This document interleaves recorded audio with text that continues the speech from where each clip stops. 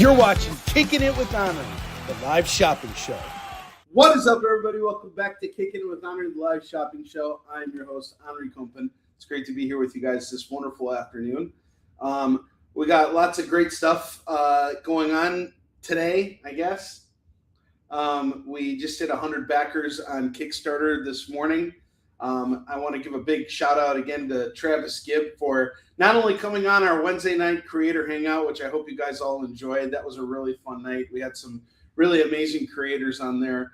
Dan Price, Chris Soloff, Stephen Frank, Ray was awesome. It was so cool. The thing that I love about this is how much it brings the comics community together. And this was the second creator hangout I hosted since we launched our campaign. And honestly, this kind of stuff, I realize the power of it now. And it's not just about getting people together in the hopes that you're going to get backers. It's really about connecting with creators and hearing about their stories and how their work inspires other people. We only get better by helping each other out and by working together. And what Travis did for me by, making his rant on the show yesterday and then posting on social media, that meant so much to me. I really appreciate that because, of course, he did not have to do that. But it was also a pleasure hosting him because Travis, he puts on the best creator hangouts. Whenever I'm doing a campaign, I always make sure to get on there. And this is a lot of work to get on there and to tell people, to bring people together, to get on the air and trying to help people get more followings on their Kickstarter campaigns because it is a really crowded market and there is so much stuff out there. And, we all need a little bit of help to streamline and make sure that everybody sees what we're doing. So I really appreciate, everybody coming together in this really wonderful way.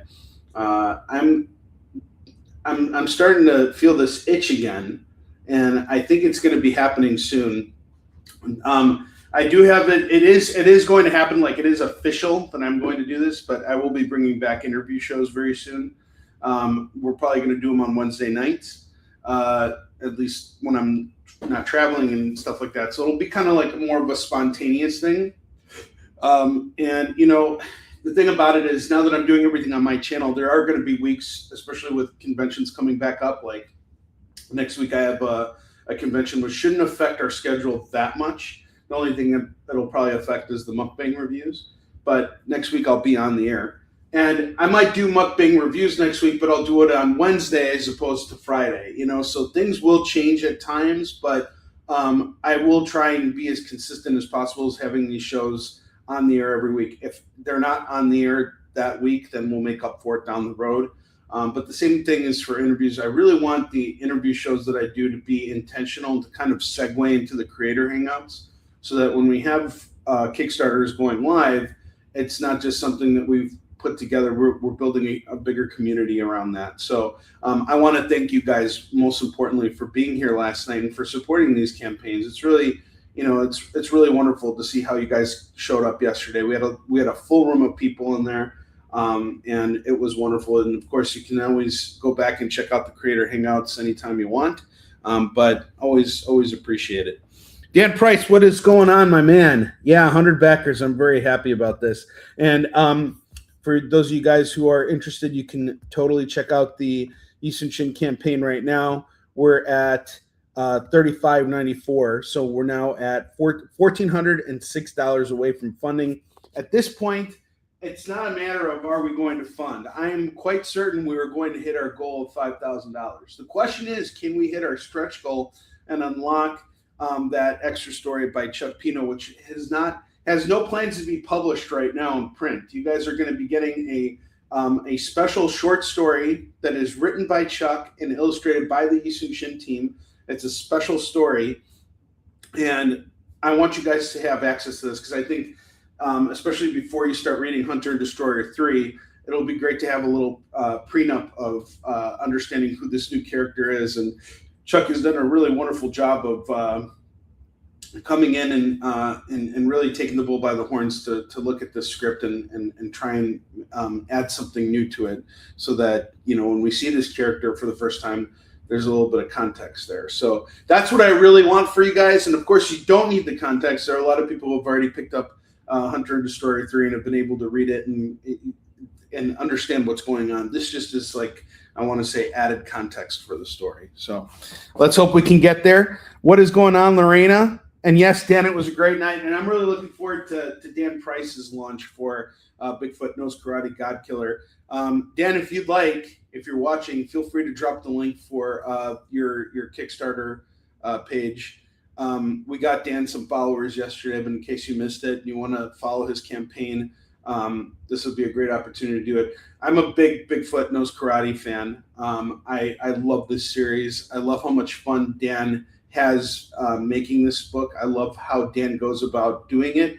I love how Dan markets the book. It's just such a fantastic production, and the thing, and the people that Dan has allied himself with are all they all share the same sort of philosophy and togetherness that he does. And honestly, he is someone I respect very deeply in this business, and I'm glad to be in here with this guy and with everybody, to be honest with you. All right, well, let's get to it, because today I'm here to show you guys some new comics. Part of this for me is comics is more than just simply, hey, I made a comic, buy it. It's more than just support independent comics. It's support all comics, and reading is one of those things that is fundamental, and it is something that I can see a lot of people are sacrificing reading these awesome comics for sitting on their phones and scrolling away. In fact, that's what you guys are doing right now, but you're doing it for the purpose of reading comics. Now, me personally, I am a huge comics fan. I always have been, and I'm reading comics every single week. I'm buying new comics. This is why we have the mukbang reviews that I'll be doing tomorrow for all of this week's releases. And the mukbang reviews aren't just for this week's releases. They are going to be in-depth reviews too, as like I read specific arcs of stories. I'll sit down and I'll do like more of a thorough in-depth review on that, on those too. But it's also about going out, finding new comics, and helping you curate your collection, helping you find new stuff. And that's what the theme for Kickin' It with Onrie, the live shopping show, always has been. It is the core root of what brings us all together, and it's just the idea of going into a comic shop. But here, you don't even have to get in your car and drive to the shop. You can come hang out with me for a couple hours, and I'll show you some cool comics. And if you spend $25 with me, I'm going to hook you up. I'm going to sit on the wheel by the end of the show, and you're going to get something. You could save 5% off your order. You could get a free comic. I don't know what else we might throw in there. Some free swag, maybe free shipping if you spend enough money. And in fact, we will throw in free shipping if you spend over $50. So if you spend $50 or more with me, you get free shipping on your order as long as you're located within the U.S. If you're outside of the U.S., I will work with you to get the cheapest shipping options possible. I'm always about that. I don't want you guys to have to pay an arm and a leg for that. But it's out of my hands at that point. But either way, let's get going. We got some awesome comics here. I'm a comic-holic. I'm a comic-holic too. I agree. I'm right there with you. I appreciate it. Dan, I'm really glad I got to introduce you to Stefan, because Stefan is my Yoda. Like he is just such a phenomenal creator. And the fact that he comes from such a rich background of animation and everything, and chooses to be in comics, and just like literally every comic he makes is like so fucking brilliant. Like Silver is real. Like when you look at some of the layouts in Silver and the pacing of this book, you're like, this is like a fucking Marvel book, it's just, or Marvel or DC book. It's just very like, you just get pulled in right away. But his concept for Palomino, it's so personal to him. And the fact that he was actually going to collaborate with Tim Sale is really amazing. It's unfortunate that Tim passed away before that, but Stefan, when he found out this news, was obviously distraught about this, but then he just decided, I'll just illustrate it myself. And we've had many conversations, and he would wake up really early in the morning and draw and get some stuff in. It's like when everything's quiet, he gets up and he draws. And I'm telling you guys, when you see Stefan Frank at a convention, this guy is moving volume. He has like so many graphic novels. He'll have like a mount, like whatever boxes you see for me, that's like fucking nothing compared to this guy. This guy has mountains of empty boxes at the end of these shows. And he has a whole team of people, and all these people that he brings with him are people that he has very intimate relationships with. Whether it's his daughters, he brought his son-in-law one year, or just people he's been mentoring. They're all on board with him. They have that same energy and that same charisma and everything. And they're so good about bringing people in. And it's not about them ramming these books down people's throats. It's about the service they provide and the way they go about doing it. And Stefan's actually got a really interesting history too.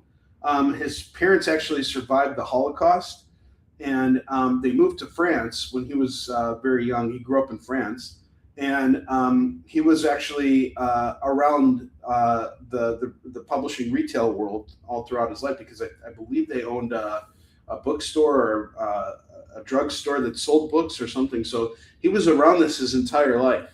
And just such a fascinating guy, and I love him. I only see him; he only does like a handful of shows a year because he is busy, working on animated shows. Like he did pretty much all of season 3 of What If. If you guys have checked out What If season 3 on Disney Plus, Stefan's like the main animator on that show, and he's done a whole bunch of other things. If you guys are fans of Iron Giant, that's pretty much Stefan. That is all Stefan right there. So he's got this really rich background, and he chooses to be in comics. It's not like his full-time thing. It is that thing that he has to do, because if he doesn't do it, he's not alive, truly. And when you're in a business like, animation, it's like all you're doing all day is animating. So for him being that storyteller and being able to tell the type of stories that matter to him, that is really what gets him up every day. So really great guy. I'm glad I connected you two, especially since, he's a fellow member of the tribe. So, all right, let's get to it. Comics. That's awesome. All right, so I have Conan the Barbarian number 21. This is a really cool Dan Panasian foil cover, and it's a virgin foil cover, which is kind of cool. So Titan Comics got the Conan the Barbarian license, I think because of a technicality, because Marvel had it, but Marvel lost it, and so Titan Comics got it. And they have been putting out since Jim Zubkovich, who was writing it for a long time. He is the writer on this. This is actually issue 23, my bad, but it's a really awesome foil cover that has a price tag of $13.99. $13.99 on this book. Right now, for the sake of moving this and moving it quickly, I'm willing to take the price down to just $3. And that's because I want you to have this. So $3 on Conan number 23. If we have Conan fans, this is a big win for you. But even if you're not a Conan fan, Dan Panasian is a phenomenal artist, and he does some really sick covers. He's also done some really great interiors. If you guys have checked out the Marvel Knights Punisher series that came out recently by Jimmy Palmiotti, Dan did all the interior work on that. That was some really cool stuff. So this is going to go for $3, down from $13.99. You get a cool foil cover today for $3. Now, this next book here is one of those things that I kind of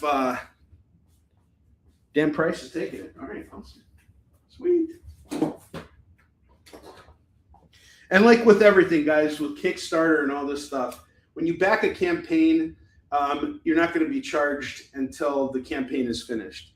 In the case of Kickin It, when you claim a book, you can build your box with me. So if you need a little time and you're like, hey, Onrie, I can't pay you this week, can I build a box with you and I'll pay you after 2 weeks? That's no problem. I'll send you the invoice at the end of the week just so you know where your tab is. But if you need a little extra time, just message me. As long as there's communication between the two of us and I know what's going on, we're good. That's all I ask. Communication is key with me. All right, this next book is definitely not $3, but it is definitely a special book. We have Absolute Batman number 1. This is the holofoil virgin variant. This came out on the same day as the book itself did. So when Cover A came out, they had a whole bunch of variants for it. I've always been a big believer in what they were doing with Absolute Batman. The second I heard about it, I was like, this is going to be huge. I want to jump on this. I went to every comic shop I could. I bought a couple copies at each shop. I bought all the variants I could get my hands on. And we have a foil. I figured the foil was going to be, a hot thing, and it is a hot thing. This is actually, if we look this up on eBay right now, and we're going to do this real quick. Joey, how you doing, by the way? Good to see you, man. Joey Galvez in the house right now. Hollow foil. Okay, so, wow. Okay, hold on. Hollow foil.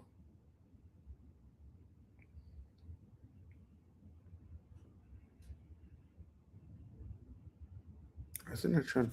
Hollow foil virgin.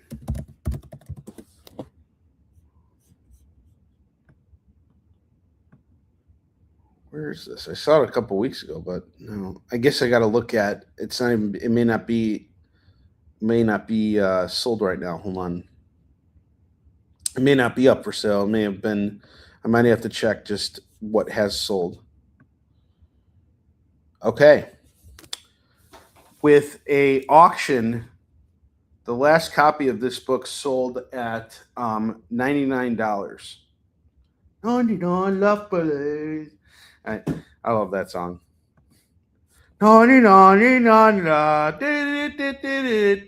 that song? All right. Anyway, we have Absolute Batman #1, the hollow foil variant, just sold for $100 on eBay. It's going to sell for $100 on Kickin It too. But if you really want to, if you're honest about wanting to purchase this and you want to throw me an honest offer, I shall entertain it. So we got Absolute Batman #1, the hollow foil variant. This is really freaking cool. Next book we have here is Dr. Doom and Rocket Raccoon. So last year, Marvel did a bunch of these like one-shot team-ups. They had Captain America and Volstagg, Nick Fury and Fin Fang Foom, and then they had Dr. Doom and Rocket Raccoon.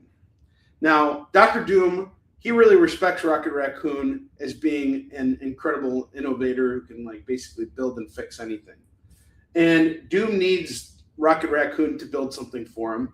Rocket Raccoon is not stupid and is privy to Doom's manipulation and Doom's self-serving ways. But here they have a really incredible dynamic because they both see through each other. And they're working together as Rocket builds out this big machine for Doom.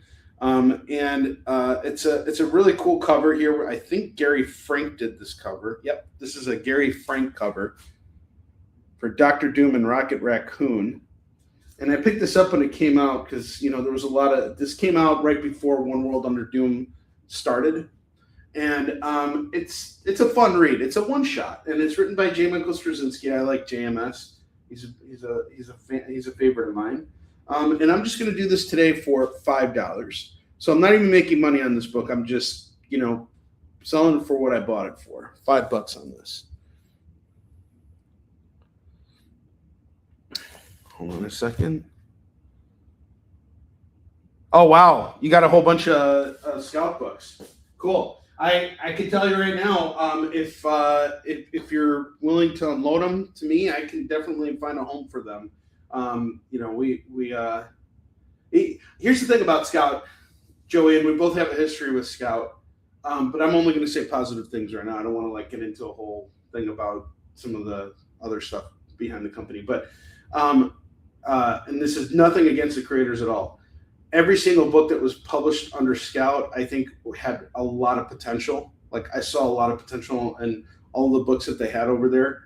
And the way these books were printed was also very well done. I mean, there are a lot of great Scout books out there, and we have a lot of Scout fans here on the show. I think they did a really great job of bringing a lot of cool creators together. It's unfortunate that the vision didn't come through the way that they wanted it to originally, because I know that they had big plans. And, it's one of those things where it fell apart, but no one woke up in the morning and said, hey, we want to screw over a bunch of independent creators because, we're Gargamel and, we have this, evil, plan. Business is tough. In the real world, it can be pretty brutal. And, times change and economics get harder and things like that. And suddenly the vision that you had yesterday is morphed into something else, and it can't come through the way that you originally wanted. I've seen it happen so many times. We've all seen it happen a bunch of times, but that does not decrease the value of these books at all in terms of what they can, the entertainment that they provide and all this stuff. So there's a lot of cool stuff. And plus, I'm going to tell you right now, the future talent of tomorrow, the guys who are going to be working at Marvel and DC eventually, they are getting their start at companies like Scout. And the ones that are really determined are not going to stop there. They're going to keep going. So, yeah. Yeah, you got in before all the crazy stuff happened. We were both there at one point, very small. I mean, you were much more involved than I was. I was kind of like, I poked my head in the door and I was like, yep, sorry. But that's not to say that I don't respect the people that were working there, like Andrea Molinari, really wonderful guy. Richard Rivera, these are good people. So yeah. Yeah, man, whatever. I'll take you out for dinner when we're in Phoenix. We always hang out when we're out there anyway. So one of these nights. All right, next up I have Marvel Team Up. Spider-Man meets Invincible. What I really love about this team up is how it ties into Invincible. Like, even though it's in the Marvel universe. And what happens here is Dr. Langstrom? He's the guy who his power is to send Invincible through different dimensions. And Invincible ends up in the Marvel universe for an issue. So this all ties into Invincible. In fact, Kirkman actually references the exact issue of Invincible that this takes place around. And it doesn't wreck the continuity of Invincible, nor does it wreck the continuity of Spider-Man. It all kind of comes together in its own special way. And I absolutely love that. I have become a much bigger Invincible fan since the TV show. I was I used to be a little bit ignorant and arrogant and naive. I used to hate what Walking Dead stood for and how easy it was for Robert Kirkman to build this empire off of a fucking zombie book. I was like, this is ridiculous. This book's not even that great. And a lot of his writing it feels very diluted. Like, and we're going to talk about it tomorrow, Skinbreaker, which just concluded this week, which I absolutely love, by the way. It just doesn't feel like there's a lot of context in the writing. But if you look beyond the layers of it, you can see something even deeper. I felt the same way about Invincible, especially when I was reading the comic when I was in my 20s. I just didn't get it. I stayed on for 23 issues, and I'm like, oh my God, this guy is just ripping off everything that has ever been done in comics. Like, what is so great about this? All he's doing is just jumping on and revamping stuff. Like, he's a glorified burger flipper. No, he's not. Kirkman is a master storyteller that wants to tell stories in the superhero landscape, in the horror landscape, and he's going to do it his way, and he's going to make it wonderful. And I'll tell you something. No matter how much I critiqued him back then, I read those first 4 trades of Walking Dead, and I couldn't get enough. It was amazing. So this guy knows what he's doing. I have an immense amount of respect for him now, and I've totally come around to seeing his brilliance. And I actually have to give the guy credit because today, this morning, I saw a quote from him from CBR that said that he believes Image Comics is performing better now because of the success of Absolute Batman. Now, once I said, what I did was I shared this post and I said, this is what competition looks like in comics. What I meant to say is that this is how, we build each other up. I'm not trying to say that this has always been the case, but I will say this. Walking Dead, despite all of its craziness and everything, helped build the platform for conventions today. Because who were coming to these conventions initially? Fans of The Walking Dead. You had Norman Reedus and all these people, and I was there. This is when I was getting my come up in the comic convention scene. Was around 2012, 2013. So between 2010 and 2013, right? That was when Walking Dead was at its hottest. That was before Avengers came out, and then they started just bringing in all these celebrities. But back then, Walking Dead was bringing people to comic conventions, which was then allowing me to pitch people and sell them on Eastern Shed. So in a lot of ways, all comics are helping, all comics. That saying, a rising tide raises all ships. It's very true. And the fact that Kirkman was humble enough to admit that, I think, is really great, because he's had some great initiatives over at Image. He got the Energon universe and has been doing great with Transformers and G.I. Joe and all this other stuff. But he's also had his own comic titles, too, that have been doing great. Skinbreaker, we're going to talk about it tomorrow. But anyway, Marvel Team Up, this is a reprint, and it came out in March, and it sold out like crazy, by the way. There were a bunch of variants, including one that was done by Todd McFarlane. If you're interested in picking this up, this is the second printing. It was printed by Image. The original one was printed up by Marvel. This one's going to go for $15. And this is the cover A.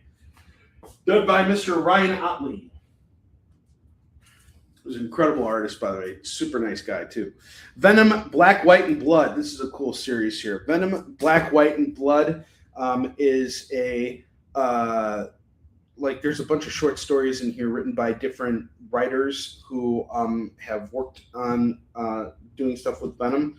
The first story is by David Michelinie. David is the co-creator of Venom. A lot of people don't talk about him as much because Todd McFarlane gets all the credit for Venom, but it was between David Michelinie, Todd McFarlane, and Jim Salicrup. That's why Venom exists. He did one story. J.M. DeMatteis, who edited Marks for me, he did a story in here. And then someone else did a story. I think Dave Wachter did a story too, or illustrated it.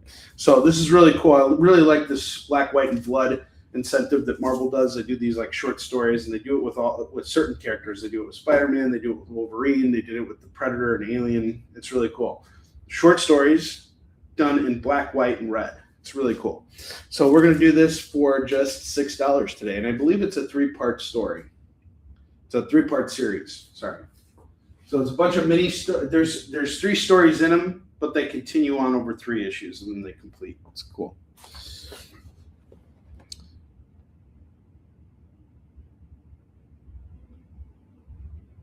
Oh, okay. No, I didn't mean to ignore your comment at all. I was actually just focused on trying to get back to it. Like, look, I get the reality of what might be happening. I get the idea that there might be other things going on that we're not seeing or that I'm not seeing.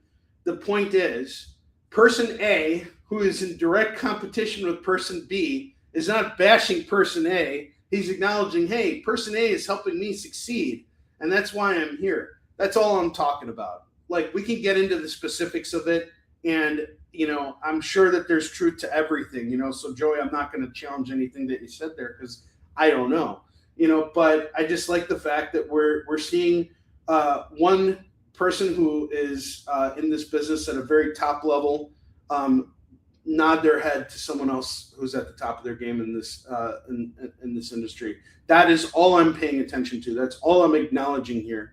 How this is affecting the middle class of comics, how it's affecting us. I don't know all these things. I'm not going to pretend that I do. There's a whole level of this business I don't understand, right? But when I see 2 people at the top of their game acknowledging each other and saying, hey, this guy's doing something really good, and I'm feeling the residual success of what he is doing, that's all I'm talking about. We're just talking about that isolated situation. All the other specifics and everything, I'm sure, are true. And I can't speak to those things, or maybe I can when we're in private or whatever. But that was my point, is that you don't see Robert Kirkman saying, shaking his fist and being like, that absolute Batman sucks. Like, fuck that book. You should be reading G.I. Joe, Transformers. That's what I'm kind of like trying to point out, is that these people respect each other. They're not calling each other out. They're being professional and they're encouraging one another. That's how healthy competition, I think, exists in our platform. Is there actual competition that can be pretty brutal, and do people get fucked over and do nasty things happen in this business? Absolutely. Look at the downfall of Diamond distributors. There are a lot of publishers that got really poorly affected by that. What I'm talking about, though, is just an isolated situation between 2 creators who are acknowledging, or at least one of them acknowledging, that they're succeeding more because of what's happening here. That's it. That's all I'm talking about. But I totally hear you. I'm sure everything you're saying is true too. You know this business from a different avenue too. Of course. Yeah, and I feel the same way about them too. Like if Robert Kirkman, who started out like us, right? You know, he was doing independent comics too. If he can succeed, then that's my fuel to succeed. If Scott Snyder can succeed with Absolute Batman, then I can succeed. You know, like I get it. He's dealing with, you know, corporate characters and stuff like that. But if he's bringing more people into comic shops, or more people are coming to conventions as a result of Scott Snyder, which is actually happening, by the way, I can tell you guys, I've done like 6 or 7 shows already this year. I don't know how many I've done. It's so many, but there are a lot more people who are coming there to get their comics signed. You know, there before people were just coming there to, you know, get autographs and stuff. When people are actually there because they want to get comics signed, that means they're willing to buy more comics. That's a great thing. All right, next up, we got blind bags here. Ultimate Endgame #1 blind bag. Not sure what's inside of it. That's why it's a blind bag. But I can open it for you. You can open it yourself. It's going to go for 15 bucks today. And actually, I'll drop the price down to 10. I'll do it for 10. I will do the same for the much debated, the legendary Daredevil 1 blind bag, which honestly, I really like this first issue a lot. Issue 2 drops next week. And I also really love Stephanie Phillips. Oh my God, I'm like becoming such a fan of her. She has a Facebook page where she's like posting all these videos. Like she had a video the other day of her putting together a short box, and it was just such a funny little video. And then she had another video where, you know, Chip Zdarsky was there. They were at the Marvel office, and Chip was like she's like, talk to Chip for a minute. I got to go and do something. And Chip's like, you know, standing in front of the camera. He's got a very Tom Green type of presence when you see him on camera. When you see him in person, though, I guess he does kind of embody Tom Green. He's like the Tom Green of comics. But anyway, he was making some funny comments, and then she comes in, and, you know, she talks about her experience working in the business and how things work out for her and everything. But just hearing her talk, she's just so professional and so on top of her game that I have an immense amount of respect for her. And that first issue of Daredevil she wrote was great. We got a new villain, a new start for Matt. He's now teaching law at a university. Fresh start for the character, so this is really cool. The blind bags were a really big deal because there was a 1 in 1,000 variant here that was illustrated by Joe Quesada. There were sketch covers in there that were done. There's all kinds of random stuff in there. There may even be a random book in here. We don't know. It's a blind bag. So if you're interested in picking up the Daredevil blind bag, I will do this one as well for just 10 bucks. I was doing it for 15. I'll do this one for 10. Getting my hands on this took a lot of effort because these sold like crazy. So many shops were out of them. Next up, I got the Terminator Santa Claus is Coming to Town. This is a great Terminator one-shot, and it's the last issue of Terminator that Dynamite published. Basically, what happens here is we got a Christmas story that takes place in the future after the machines have taken over Earth, and, you know, even after all this has happened, humanity has not lost their spirit for Christmas. And this is probably the only story in this entire Terminator run that doesn't take a turn for the worst. It's really great. And if you've read the whole series, this one really comes together nicely.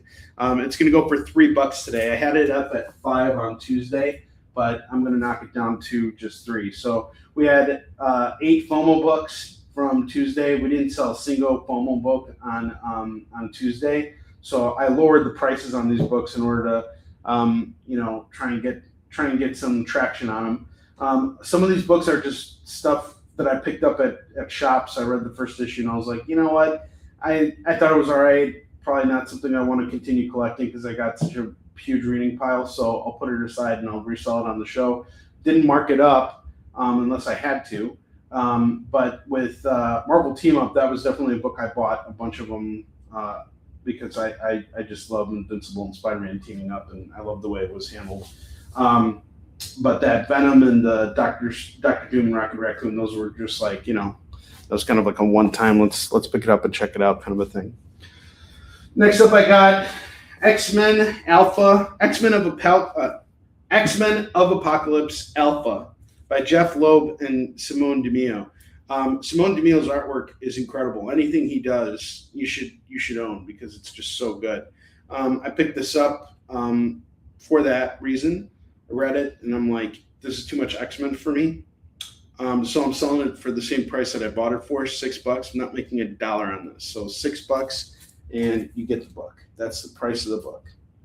Next up, we got Absolute Superman #1. Absolute Superman #1 is going to go for $25. 1A, first printing, first appearance of Absolute Superman. I don't know why I'm constantly showing this here. If I would have put this up on eBay, I would have sold it already. But this has been one of my favorite Absolute titles. Honestly, I would say I like it more than Absolute Batman even. I think it's that good.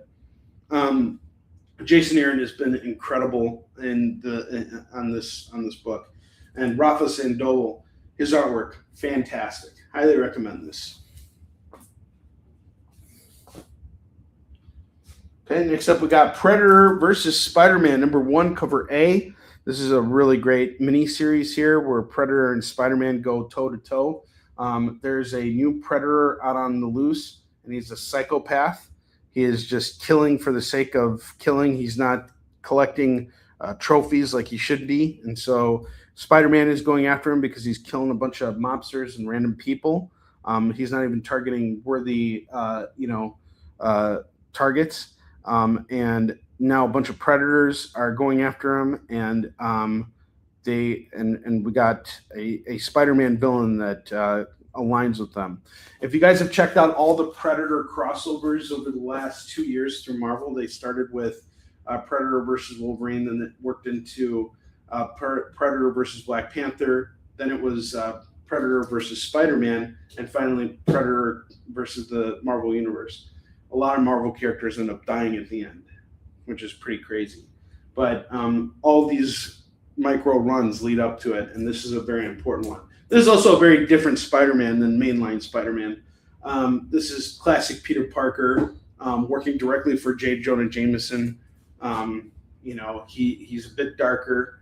He's not as lighthearted as the mainline Spider-Man is. Certainly not currently. So this is going to go for, we'll do it for $10 today. I think this is a hot book here. I think in time, like if I wait a decade and I sit on that book's going to be worth about $20 to $30 because we've never seen Predator and Spider-Man crossover before. That's got novelty all over it. I promise you it'll happen. I got Wade Wilson, Deadpool #1. This is the newest series, and it is the first printing. This book has gone back to press because it has sold so well. Legacy #351. I'm going to do it for $10 today for Deadpool #1. And I should probably sell some of these books on eBay, but rather just keep them here. If I sell them on eBay, I got to add shipping costs and everything. Pick it up here, and if you spend $50 with me, you get free shipping. Shipping's covered.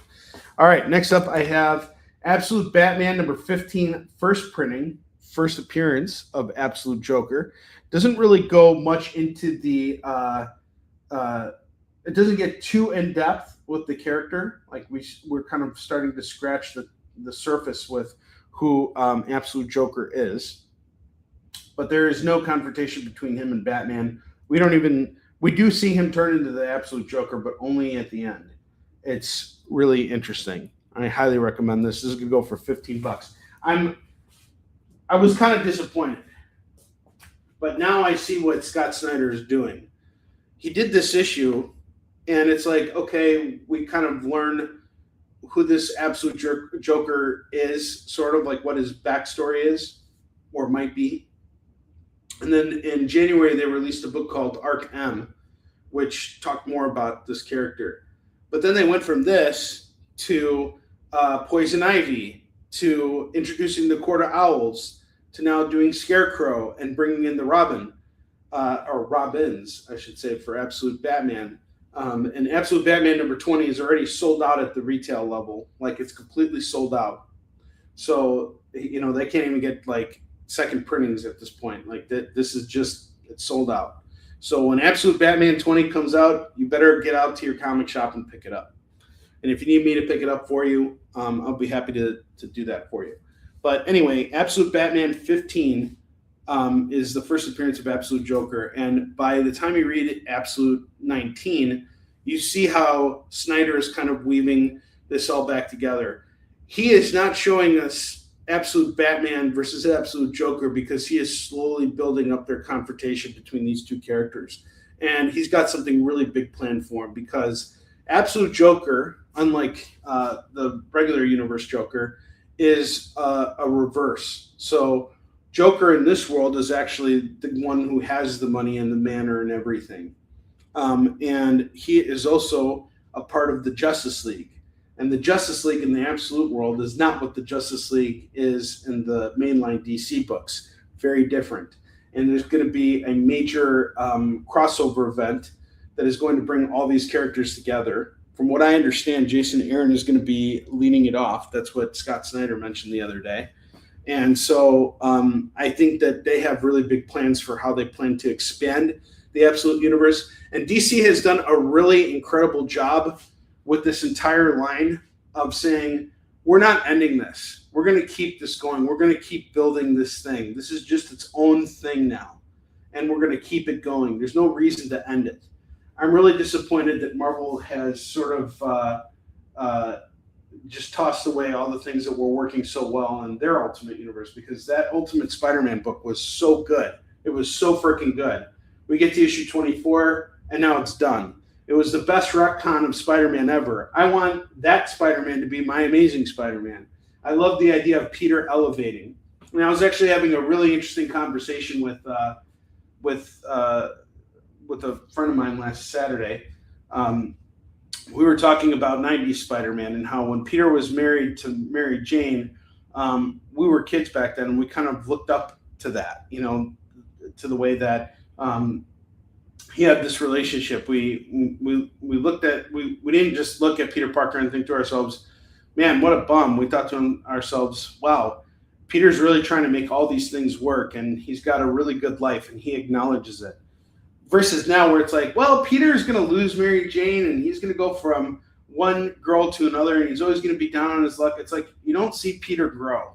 You see Peter kind of stay stationary. Ultimate Spider-Man actually showed us a Peter Parker that had a family now and was still making it work. And the dynamic that they did by bringing back Uncle Ben, and Uncle Ben being the one who had been around as opposed to Aunt May, was fantastic. And you know, he had a really great relationship with J. Jonah Jameson and all these kinds of things. So what I really want for Amazing Spider-Man is a major retcon where Peter and Mary Jane get married and they have kids, and we see that Peter Parker. I want mainline Spider-Man to grow up already, to mature, so that I can relate to him again. Because I don't think any of us can. I don't think anyone can relate to mainline Peter anymore. But that's kind of what, you know, is interesting about the Absolute line, is that it's not doing what the Ultimate line did. The Ultimate line said, all right, we're going to just retcon these characters as if they're existing in today's world. That was the original concept for the Ultimate line.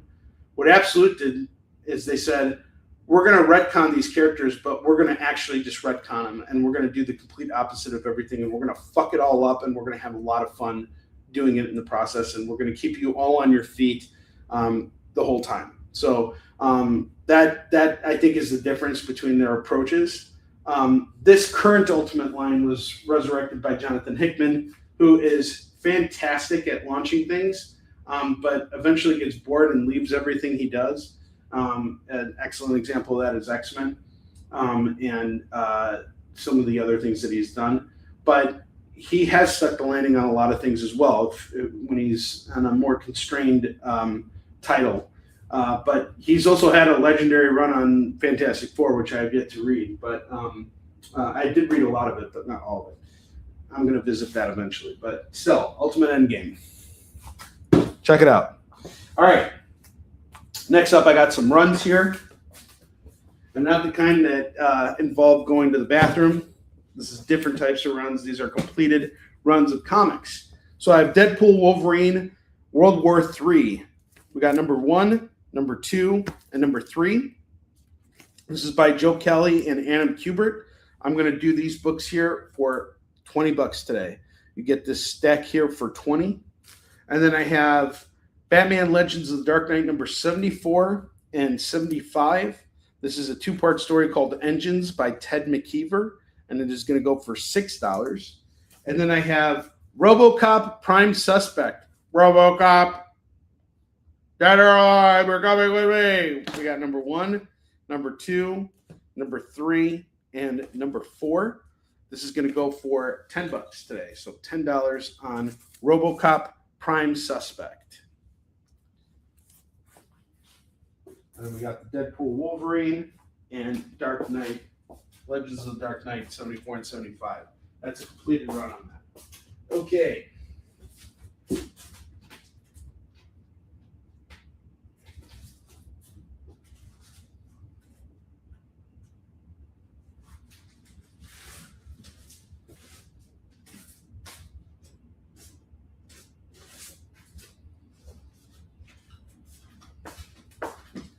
For the bottom rack, one last book I have is Barbed Wire Week 1, and it's going to go for $3 right now for Barbed Wire. And I did forget one other book. Batman number 158. This is the first part of Hush 2, Jim Lee's return to Batman. This is really cool. I remember when this was being announced and when it dropped. This is really awesome. Jim has mentioned that he's been struggling with health issues, which has delayed him in getting the book done, but he is finishing it up and he will be putting it out soon. So this is really cool. But if you want to see where it all starts, we got Batman Hush 2. That's Batman 158, and it's going to go for $10 right now. And it's the same team that brought you Hush 1.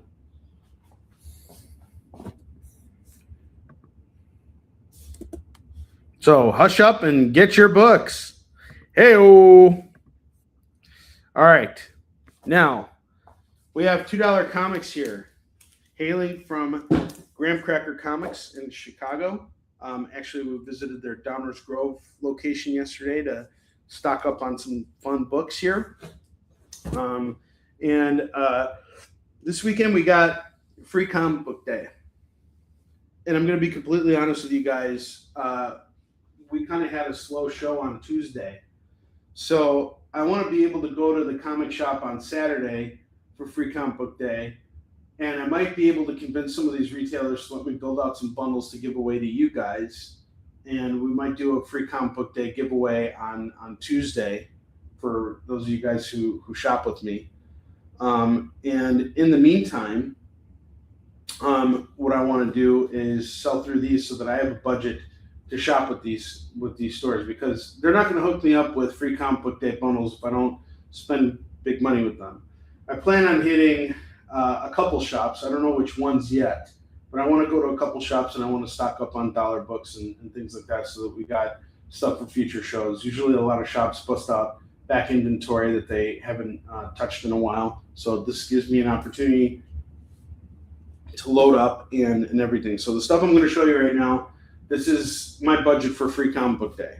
All the books that are going to be on the rack here are $2 a pop. Let's do this. I'm sorry you're having a hard day, Tori. What's going on? Feel free to let us know. We're here for you. All right, first book we have here is a series that I am currently chasing down. Haven't read a single issue of it yet, but once I get all 34 issues of it that have come out so far, I will jump on it. So I have Green Lantern number 26. Love these covers. I absolutely love these covers. This is going to go for just $2 by V. Ken Marion, who is the interior artist, and he has been doing a lot of independent comic covers too. He did some stuff for Vaughn Coleman and Chris Soloff. So this is really cool. This is going to go for $2 for Green Lantern 26. Written by Jeremy Adams, a really awesome dude. I have Wolverine number 61. We got an Arthur Soydum cover. That's going to go for $2. The Seasons by Rook Remender and Paul Azaceta.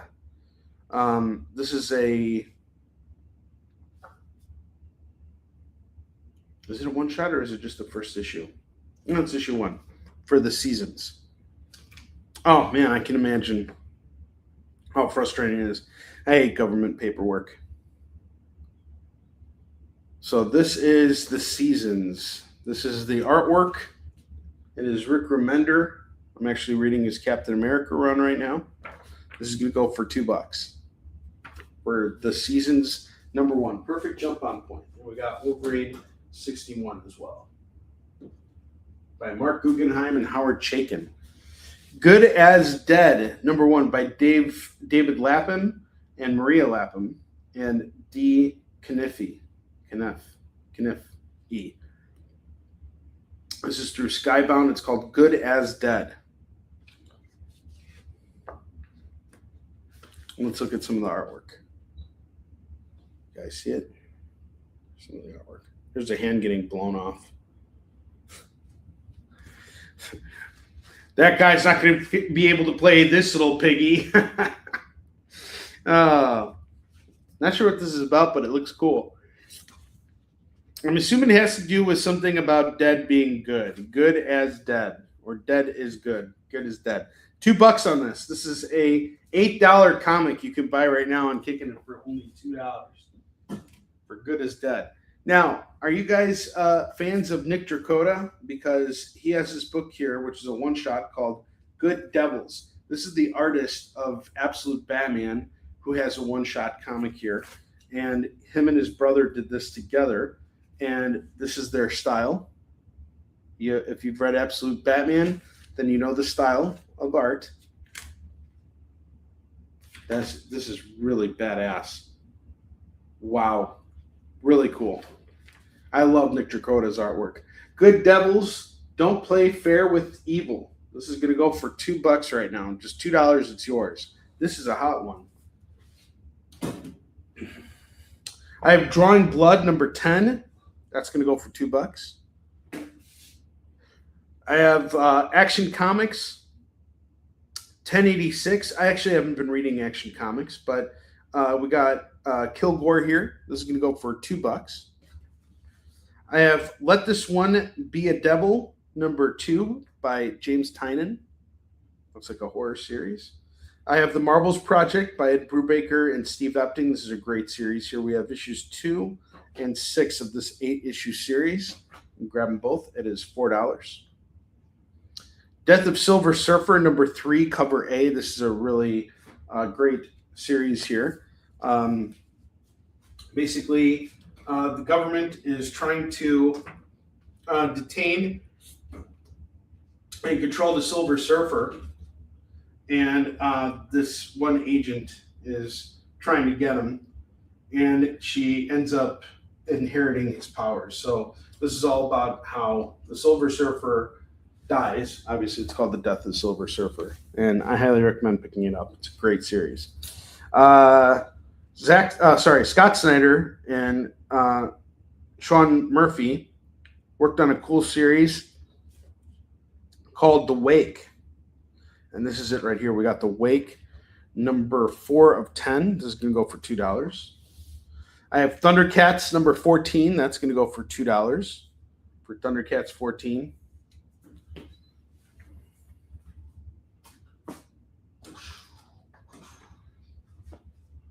We got Donny Cates' Hulk, issues 9 and 10. Donny Cates and Ryan Ottley's Hulk. Honestly, Ryan Ottley really is the star of the show with this, because Donny Cates was involved in a horrible car accident that took him out of comics completely for a little bit. And Ryan Ottley had to pick up where Donny left off to finish the series. And I think Ryan did a really great job with it. They introduced a really cool concept here that I don't think got its due diligence, but it was 14 issues total. It's in my collection. I think it's really good stuff. When this book was coming out, it was a big deal.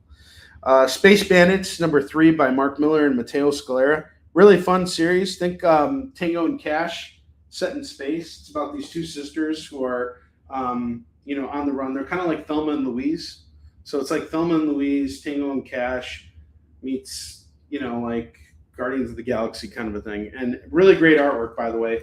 Honestly, I was looking at this book very closely when I was in the research phase of Warline.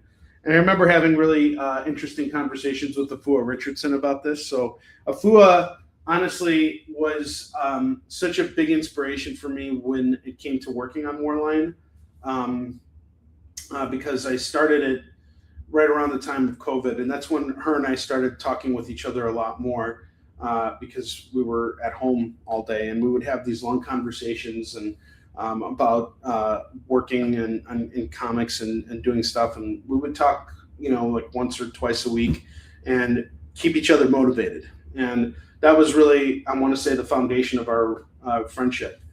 And there came a point where I decided I wanted to start working on a new title, and she was there to kind of like walk me through certain things, and she was the one who put me onto this. So I went and picked up everything, and I really enjoyed Space Bandits. This is a great 5-issue series. I believe this is the A cover. I'm not sure. Does it show me? Yeah, but you really can't go wrong with Mark Miller and Matteo Scalera anyway. Matteo's artwork is incredible. And that was really what I was studying, was Matteo Scalera's artwork. Next up I have Fantastic Four Dark Reign. This is actually what kicks off Jonathan Hickman's run on Fantastic Four. I haven't read it yet, but it is in my to-be-read pile, so I will be reading this eventually. It's going to go for $2 right now. It's a Dark Reign tie-in, but it's what kicks off Jonathan Hickman's Fantastic Four run. His legendary run on Fantastic Four.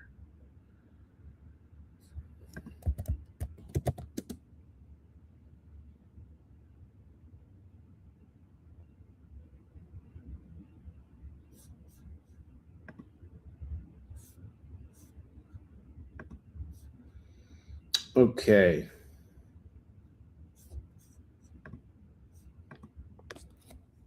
I have DC versus Vampires, World War V, Darkness and Light, #1. We got a really cool variant here by Edwin Gallman, and this is going to go for $2. It's got Sinestro on the cover. $2 on this. I have Jason Aaron and Tom Rainey's Incredible Hulk #10. It's going to go for $2.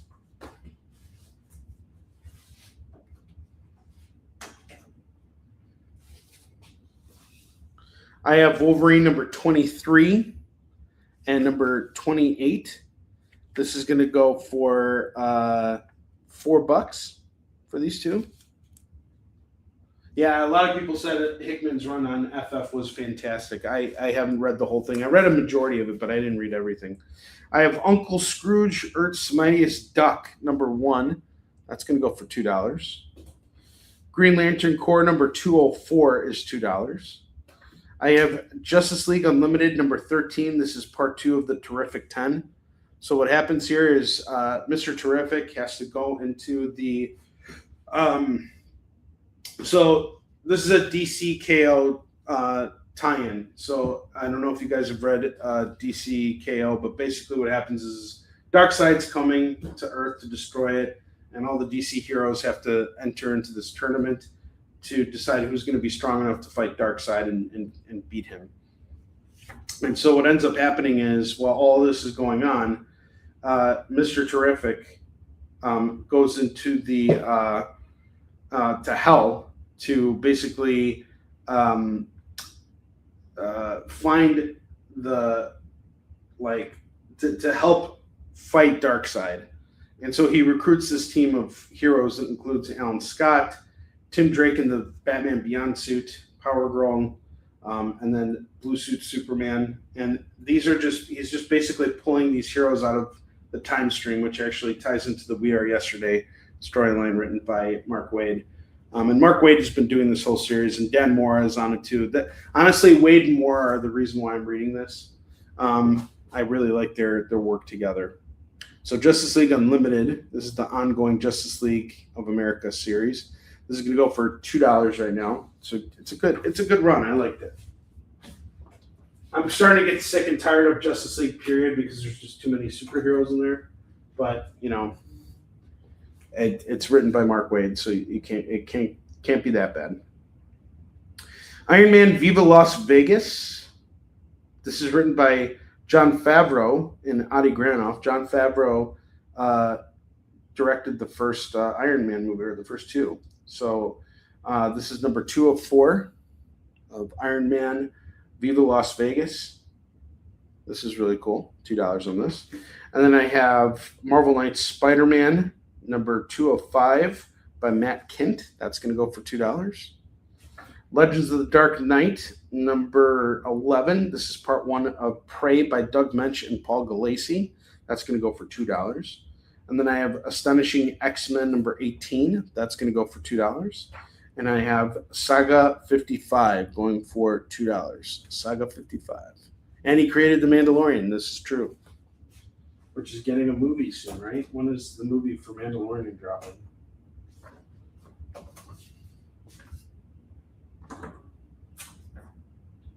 And these are all the new comics I got today. As you guys can see, so far we have had 0 claims on everything. I'm going to put up 2 more books here. I have Tangled Web, the 1000, number 1. This is going to go for $2. And I don't know how this happened, but I found Batman number 158, Hush 2, for $2. So I got one here that is going for 10, and I got another one that I'm doing for 2 right now. So claim it before somebody else does. Hellcop number 10 is going to go for $2. Creature from the Black Lagoon Lives number 4 is $2. Undiscovered Country number 27 is $2. I have Quest number 1 going for $2. A Haunted Girl number 3 is going to go for $2. And Battle Chasers number 10 by Joe Madeira is going to go for $2.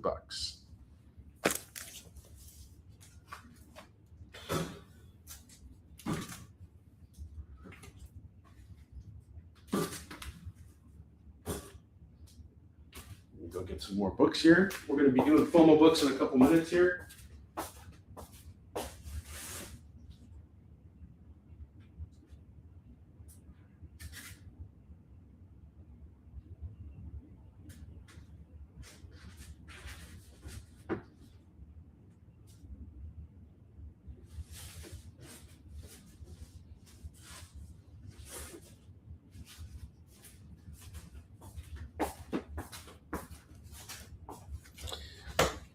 We have BRPD, The Dead, number 1, and number 2, and number 3, and number 5.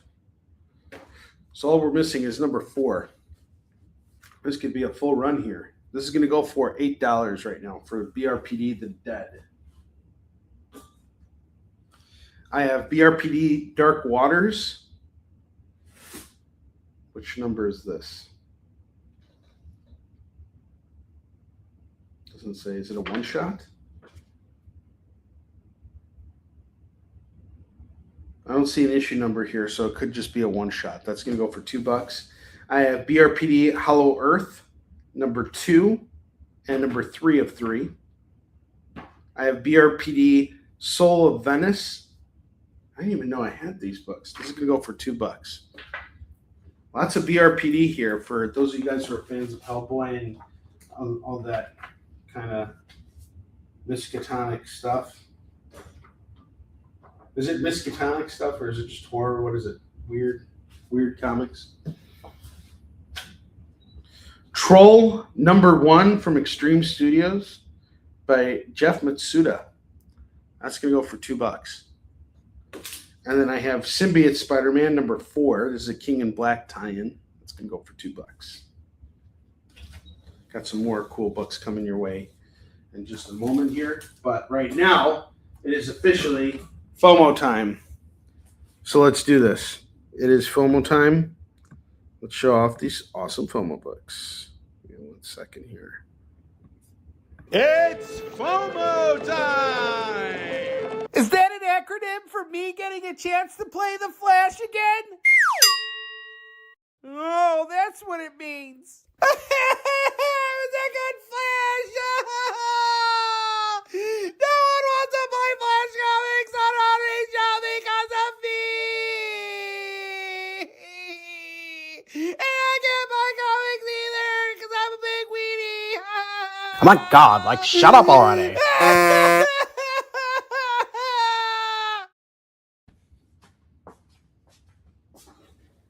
we do need an updated FOMO video, I think.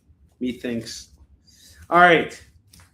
FOMO books for today. I have Moon Knight number 35.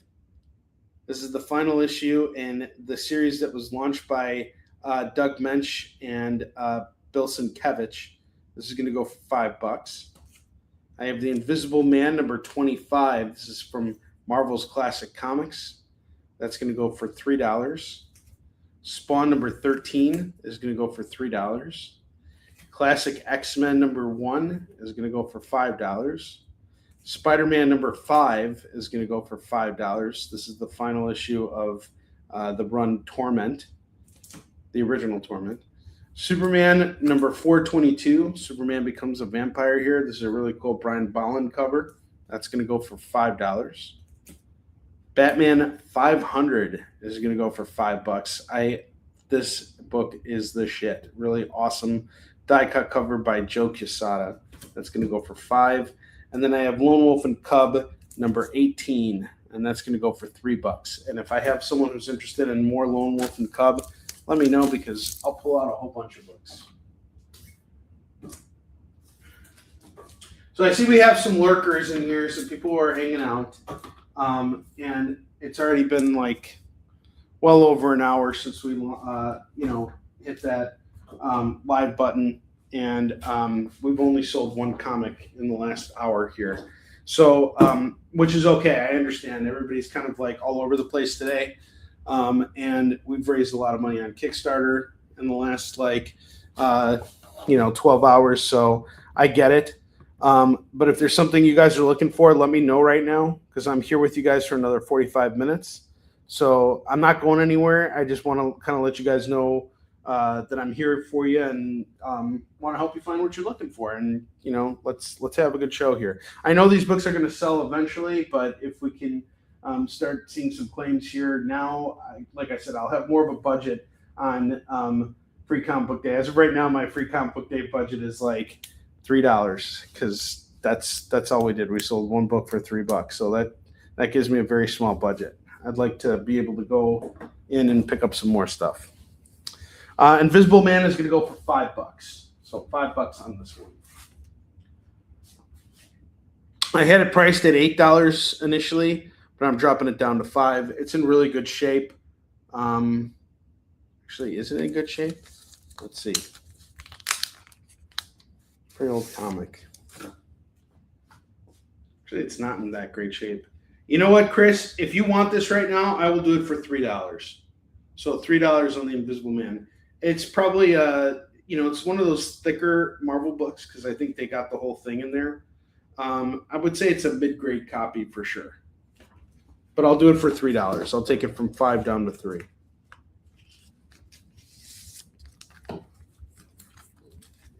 So there we go. The Invisible Man.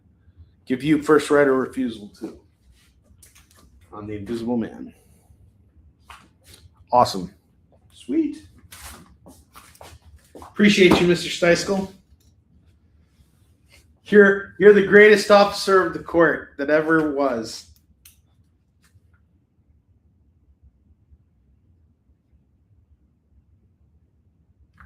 In fact, let's make this a little bit more interesting, okay? There are a couple books here that I'm totally fine. Actually, I'm going to take all the FOMO books and I'm going to drop the price down to $3 on all of them. Moon Knight 35 is now $3. Spider-Man 5 is $3. Superman 422 is $3.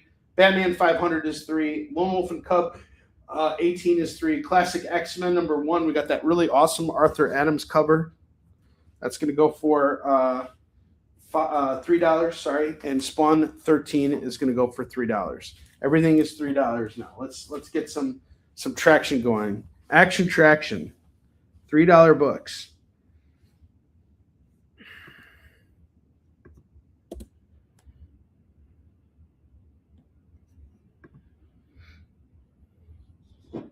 And I'm going to wait a moment here. And then after that, I'm going to get we're going to build a new rack here.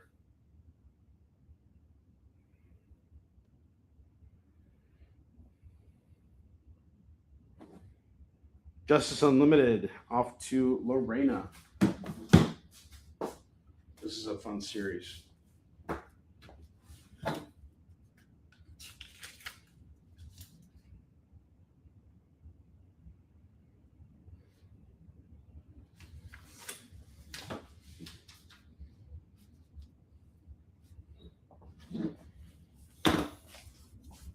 You guys a moment here.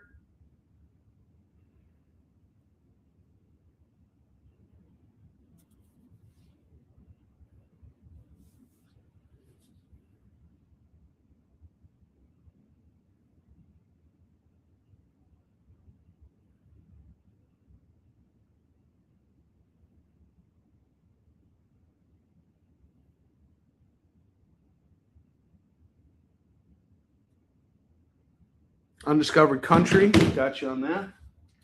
Awesome. Beautiful. Guys are giving me a budget. Yay. Anything else? Claims away. All these books are going to go away in a moment. Don't forget, we got that Batman 158. So I got 2 copies of this book. I've got this one right here, which is a near mint copy that I just picked up on day one, bagged it, boarded it. That's $10. Then I got this book that I picked up yesterday in a dollar bin, and I'm only doing it for $2. It might be in the same condition that this book is in. It's fine, but it's going for $2 right now. Someone better jump on that.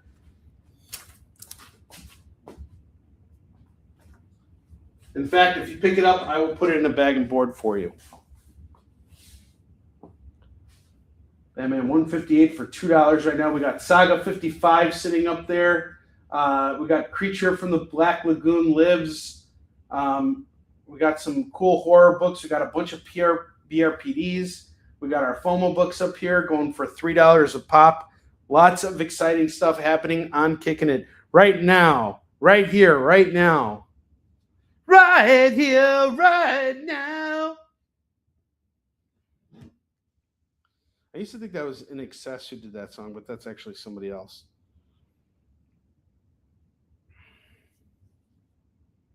Black Lagoon off to Lorena. Awesome. All right. This is going once, going twice, and I am going to put the stuff away so I can bring out new stuff. We got a room filling up now, which is fantastic. Appreciate all you being here. It's okay. Everybody's busy. I try and the reason why I do these Thursday afternoon shows is to just shake things up a little bit. So we have our Tuesday night show, and then I do a Thursday afternoon show just to kind of switch things up a little bit. Right here, right now, watching the world become a street. That's such a good song. So 90s.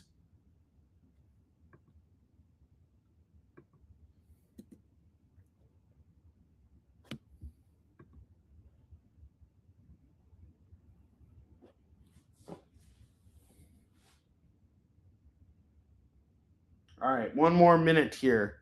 At 2:23, I am taking all these books down, just giving anybody who pops in a chance to take a look at the stuff. It's okay. If you want to hit me up after hours too, you can. But seriously, if you guys are fans, you want to call yourselves fans of Absolute Batman and you don't pick up Good Devils by Nick Dracota and his brother, then you're missing out. This is a one-shot book here too, and it's only going for $2. It's got a $6 price tag.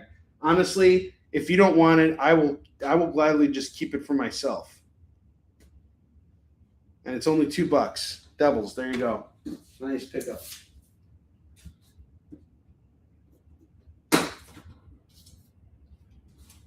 And then there's this other image series here called Good as Dead. Another $8 book here by David Lapham and Maria Lapham. We got the whole family style thing going here. It's an image series. And it's got an $8 price tag. It's going for $2 right now. More motivation. What's going on? Good as Dead. Are you saying you're good as dead or that you want good as dead? What's going on, David Moore? Good to see you, my man. Onrie's open all the time. Onrie doesn't close shop. Onrie doesn't close his doors. David Moore, you know that. We both got to keep our doors open at all times. Any more highlights from what I picked up yesterday? Absolutely. I'm gonna pick out a couple things here that I recommend here. Let's see.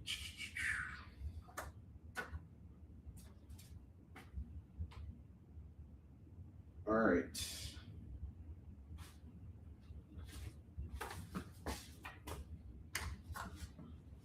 These are the books that I'm going to highlight again one more time. They're all going for $2 a pop, so we're not trying to break the bank here.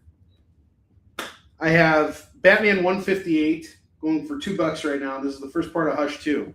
I have another copy of it down there, which is a copy I bought at full retail price. Bagged and boarded it, and I'm selling for $10. You can get this copy right now for $2.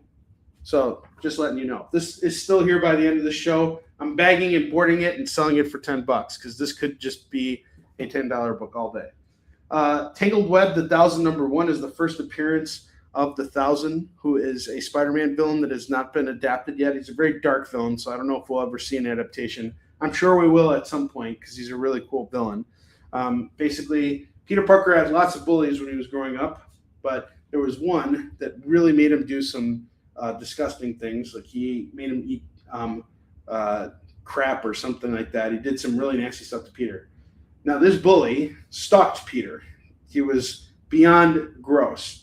And when Peter got bit by the spider, this guy decided to eat the spider that bit Peter because he followed Peter around and he saw that he got, superpowers. And so he went back and found that spider and he ate it and he became the other. This is going to go for $2. It's written by Garth Ennis and illustrated by John McCree, but $2 gets you this book right now. All right, Green Lantern. That was one of the other books I was gonna put up there. Green Lantern 26. That's off to Lorena. It's from Jeremy Adams' run.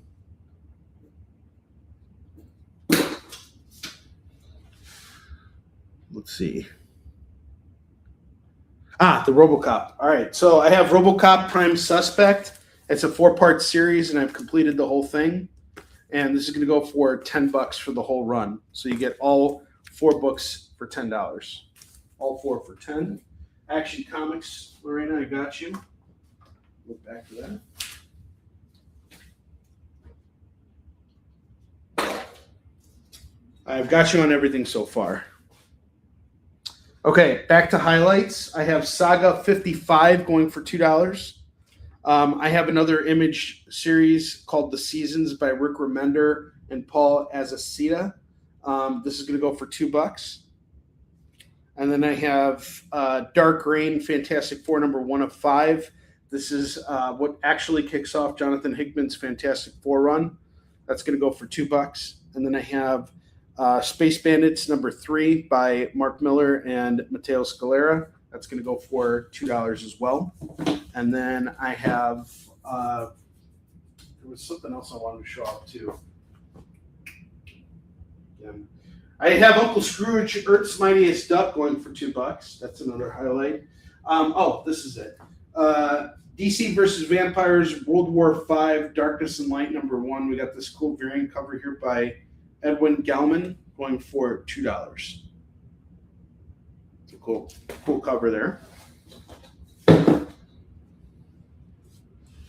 And let's see what else we got here. Scrooge is off to Lorena. Sweet.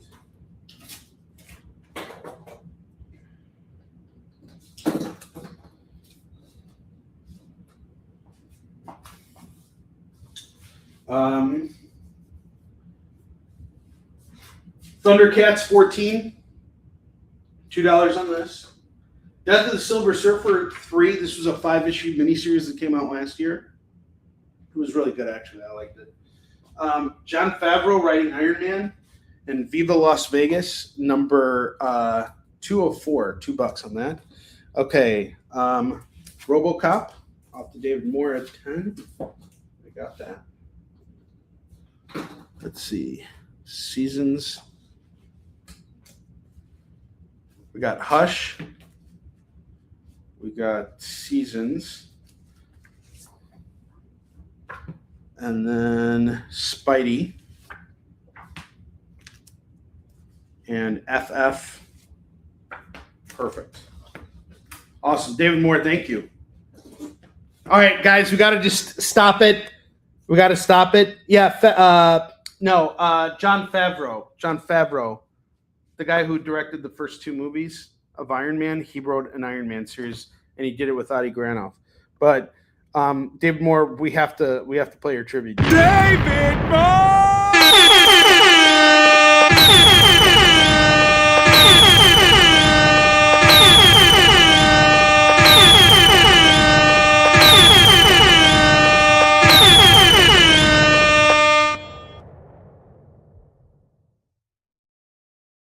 Now, Fabio is not writing Iron Man. Jon Favreau, however, is. Okay. Let's see. I have Marvel Knights Spider-Man by Matt Kint. That's going to go for $2. That's Safety on Board is what it's called. And it's a 5-part series, and this is part 2 of 5 of it. Legends of the Dark Knight, number 11. This is the first chapter of a run called Prey, which is awesome. I love it. It's in my personal collection. I love Paul Gulacy. Anytime I can study his artwork, I do. He's awesome.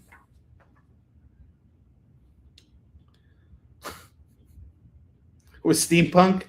Sorry, David Moore. The world is not that kind to you. The world is a very ugly place. Scott Snyder and Sean Murphy's The Wake, number 4 of 10. That's going to go for $2. I have The Marvels Project by Ed Brubaker and Steve Epting. We got chapters 2 and chapter 6 going for $4. It's an 8-issue series. Really good. Wolverine from Marvel Knights. We have issues 23 and 28. That's going to go for $4.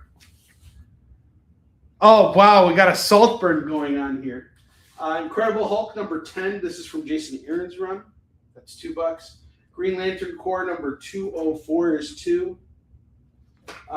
Let This One Be a Devil by James Tynion, issue 2, is going to go for $2. If you guys are James Tynion fans, you might like that.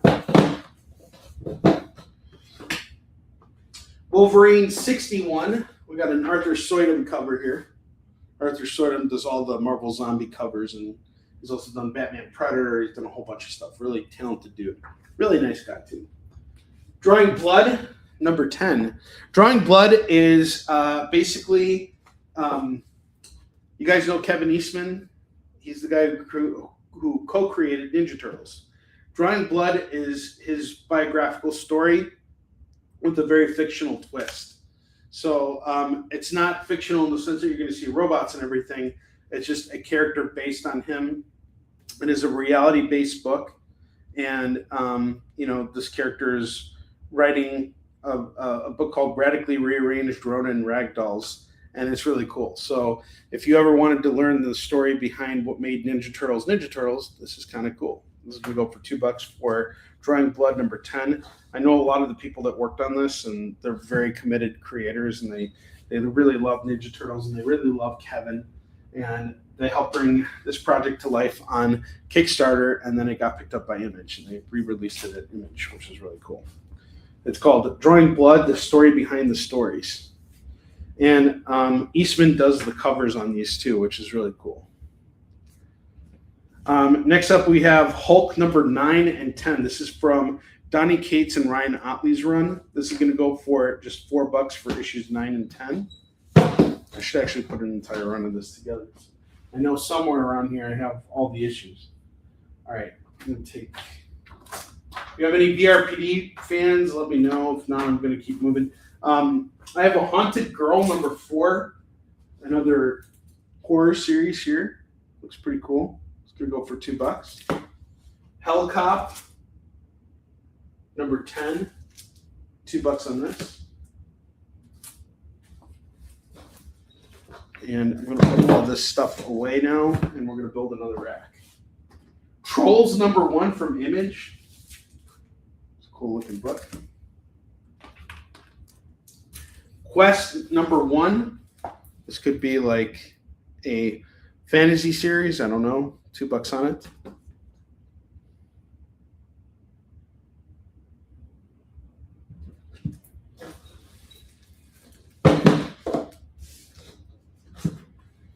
Burn, baby, burn, burn. Burn, baby, burn. Soft burn, burn, baby, burn, burn. Disco Inferno, baby. Burn, baby, burn, burn. John, burn, burn, burn. Burn, baby, burn.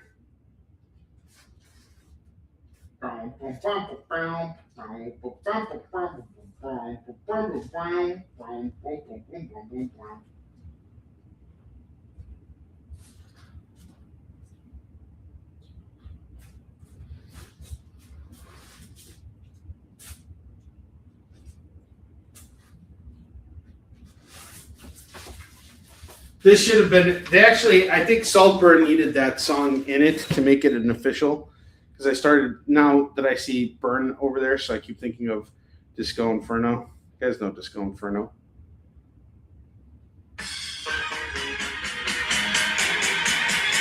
You guys can hear it, right? Can you guys hear the music?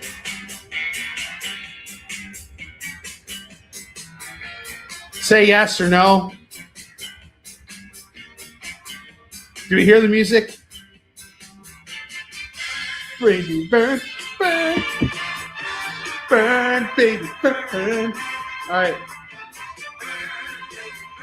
Like this song should have been in Saltburn.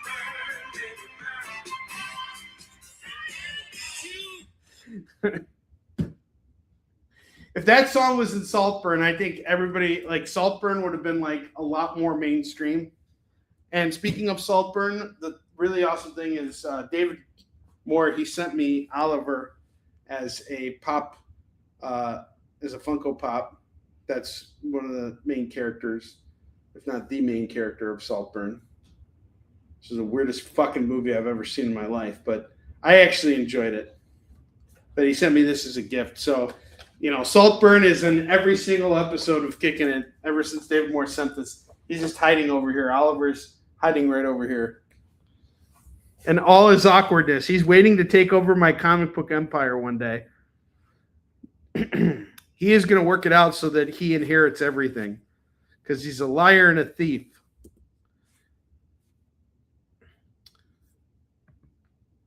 Burn, David, burn. No, wait. Burn, Salt, burn, burn. That's what I'm hearing in my head. All right. Violator, number 3 of 6. This is a 6-issue miniseries taking place in the Spawn universe. So I have 3 of 6, 5 of 6, and 6 of 6. This is going to go for $6 for all these Violator books. Silverhawks, number 6, and number 7 is going to go for $4. Phases of Moon Knight, number 3, and number 10. Moon Knight, number 10. That's going to go for $4.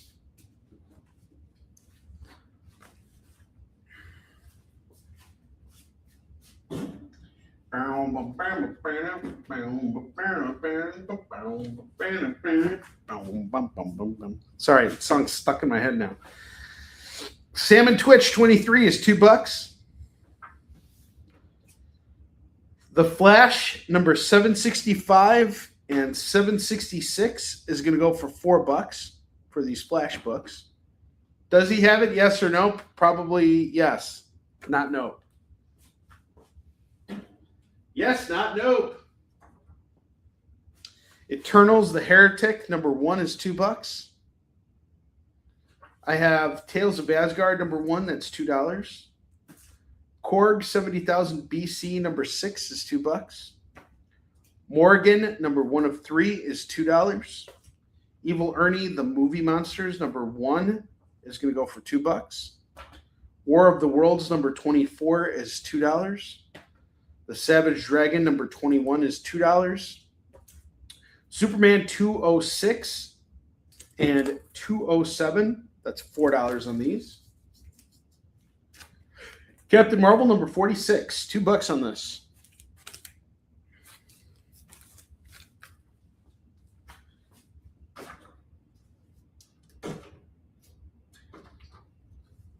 Burn, salt, burn, burn.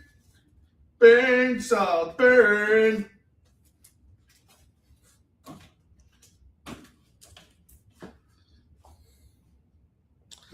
The Pit. That's going to go for $2. Marvel's The Pit. Amazing Spider-Man 507 is $2. Joker number 4 and number 5. We got these Art Germ punchline covers here going for $2 a pop. That's $4 on those. Poison Elves, number 9, $2 on this. Spec Spidey, we got a bundle here for Spec Spidey, some Spec Spidey books. I have 137, 156, 166, 167, 175, 197, and 198.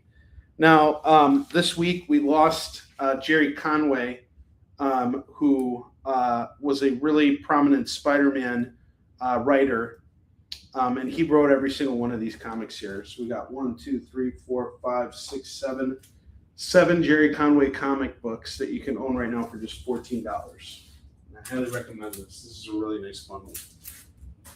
Really unfortunate to hear about Jerry, and I spoke about Len Straczewski on Tuesday. It's been a tough week for comics, for sure. The Atom Rebirth, number 1, is going to go for $2. And I have Charlie's Angels versus the Bionic Woman, number 1. That's going to go for $2.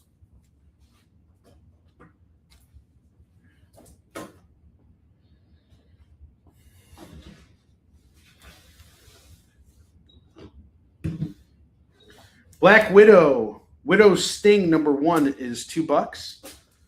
Wolverine, Black, White, and Blood, number 3 is $2.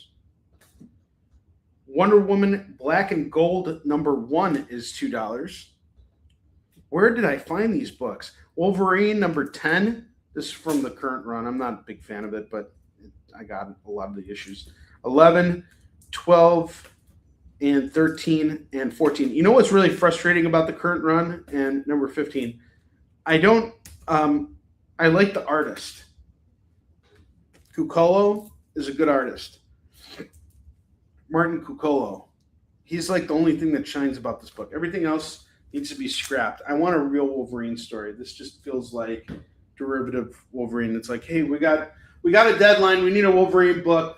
Can you give us Wolverine and throw it out the door in like 10 minutes? Yeah, sure. That's it. That's what we're getting with this Wolverine series. And I reviewed it last week. But the artwork here by Martin Cuccolo is really fantastic.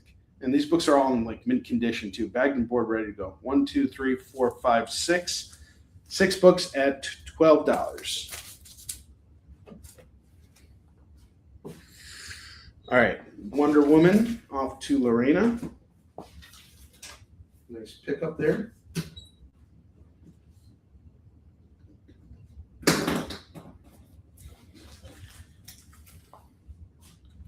Then we got Wolverine, Black, White, and Blood. Number 3, like we have that Venom. We have a Wolverine too.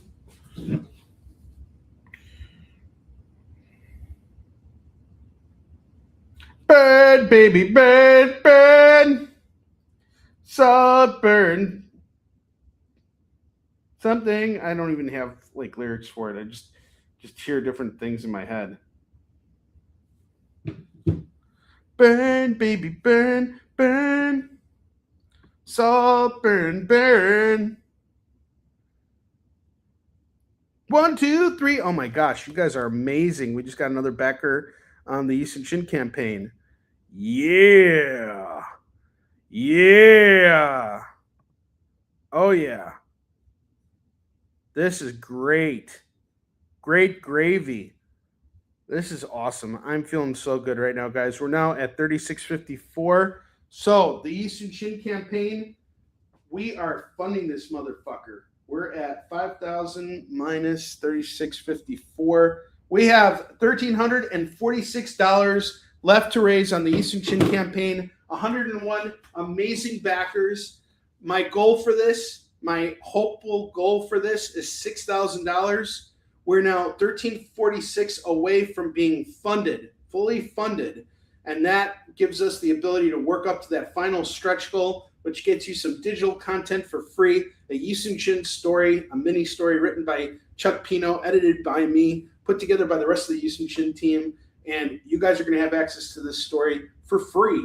And it is not going to be published anywhere else. This is exclusive for our Kickstarter backers. So this is up to you guys. Let's make this happen. Do you want that story? Let's fund this thing. We got less than $1,500 to go here. And we have 5 days left to do this. I know we can do it. I have Age of Conan, Hyborian Adventures. This is going to go for $2. I have the X-Files Special Edition #1 and X-Files Hallows Eve. That's the annual. We'll go for $2. Space Quest #1. We got Space Ghost and Johnny Quest. That's going to go for $2. Radioactive Spider-Man #3 is $2. Amazing Spider-Man and Silk. Where did I get these books? Amazing Spider-Man and Silk #2 is going to go for $2. These might as well be new. I don't even remember buying these. Burn, baby, burn, burn. Salt, burn, burn. Keep seeing that comment. We need to drown it out. See, on Tuesday there was a problem. I was mentioning, the girl who broke up with me, constantly, and I was trying to, keep it to under 500 times mentioning her in one live stream. Because if I would have hit 500, then you guys could have told me I had a problem. But we only got down to 482 or something like that. So I only mentioned her 18 times. So that's not bad. That doesn't mean I'm in that I'm in the red zone in any way. I'm still pretty clear. But I didn't mention her once today, not once until now, which I think brings me down to 481. And I think it's I have a month to go until I'm completely over it. So it's I got to go another month before, if I can go a whole month without mentioning her more than 500 times, that means I'm over her. You guys hear about that rumor or that theory or how that works? I just made that up. That totally is not true at all. We all have different ways of mourning past relationships and blah, blah, blah. Shut up, you broke my heart. Ah! Just kidding, she didn't. Once you get divorced, you don't ever give a shit about what happens with that ever again. Airing that dirty laundry. That's what this is all about right now. Airing dirty laundry. All for the sake of getting a few more people on the air here. Daredevil #10. Number 13, 14, and 16. This is going to go for $8. I'm really not a big fan of Saladin Ahmed's writing. I'm sure he's a great guy and everything, but his Daredevil run and his Wolverine run were a bit of snooze fests to me. But that's not a reason not to read these books. The artwork, where he lacks in his storytelling, at least for me, it makes up for it with the artwork. With his Daredevil, I'm going to give him some slack because he had to pick up from where Chip Zdarsky left off. And what he did with Daredevil is a lot more interesting than what he did with Wolverine. He did the 7 deadly sins. So basically, Daredevil was stuck in hell and then he came back to Earth. And then, the 7 deadly sins were out there. His Daredevil run was definitely off to a much stronger start. He did do some good. There were some good memorable moments in it. His Wolverine run, though, he had a fresh start on Wolverine after Benjamin Percy had a 50-issue run, and I just don't feel like I really connected with it. I mean, he brought in the Wendigo, which was cool. I've read every issue of it. I'm picking it up every month, but I just wish Wolverine was a more compelling book right now than it is.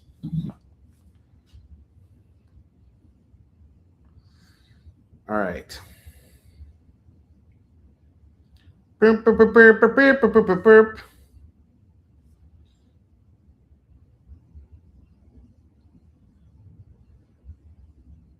Wow.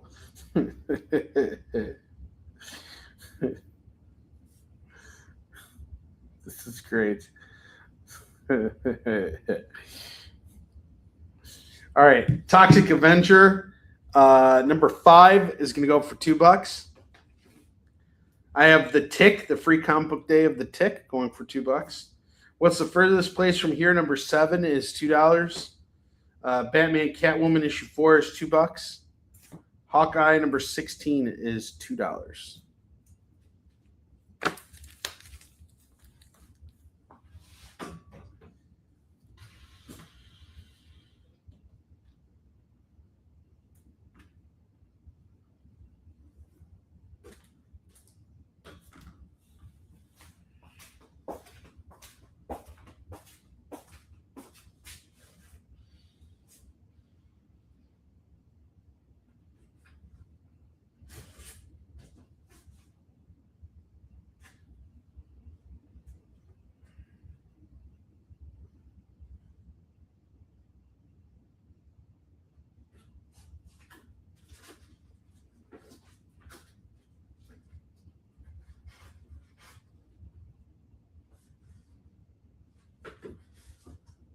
Don't worry, guys, I'm right here.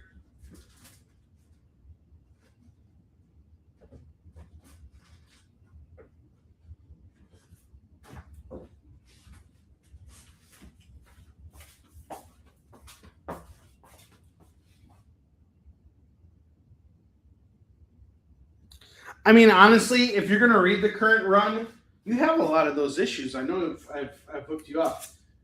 If you're going to read it, get it at the prices I'm selling it to you at, and don't just take my word for it. Take your word for it. Again, these books are all going for $5 a pop if you go and buy them at shops. If you buy this run filler, you're getting 10 through 15, 1, 2, 3, 4, 5, 6 books at $12. Yeah, I'm not the biggest fan of it, but that doesn't mean you're not going to be the biggest fan of it. And he also bangs Silver Sable. So if you want to see Wolverine and Silver Sable do this, this is a great opportunity to see that. I mean, you're not going to actually see it, but like it'll be heavily applied, and then you can use your awesome imagination, and there you go. So there you go. Just letting you know.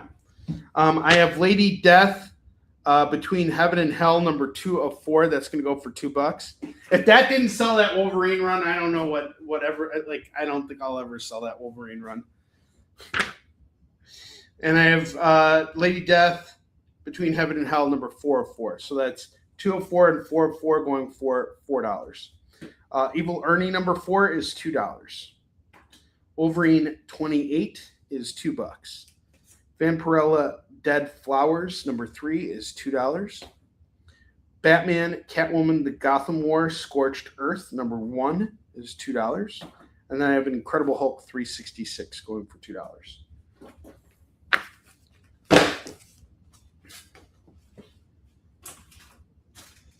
Was I getting a little too graphic in the way that I was showing what Wolverine and Silver Sable were doing? You guys want me to show you again so you can tell me for sure?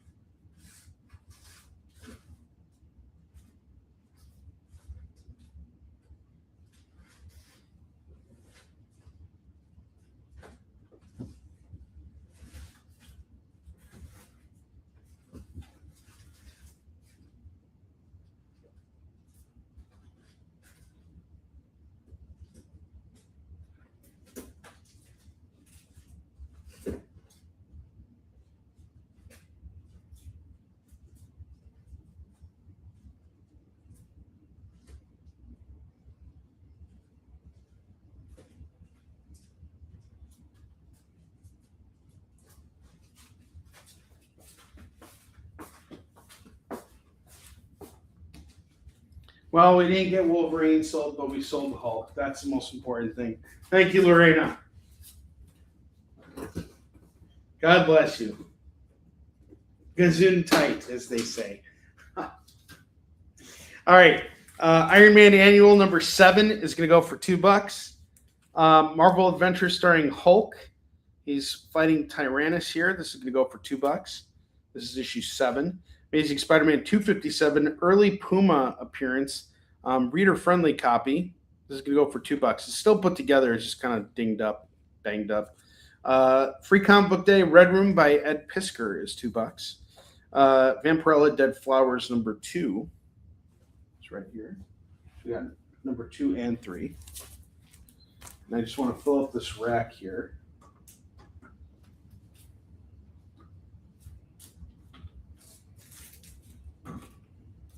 Final Crisis number 2 of 7 and number 3 of 7. That's going to go for $4. Human Defense Corps number 1 is $2. Spider-Man the Black Cat, The Evil That Men Do number 2. Untold Tales of Spider-Man Strange Encounters by Kurt Busiek and Roger Stern. It's like a one-shot story going for $2. Okay, the other Hulk.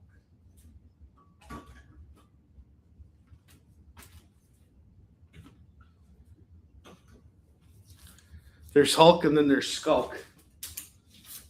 Okay. Now I'm going to go over the bottom row one more time. And Defense Corps, got it.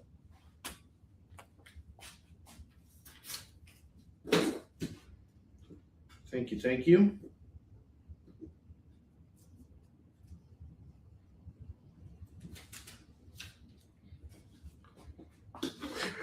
All right. Put one more book up there.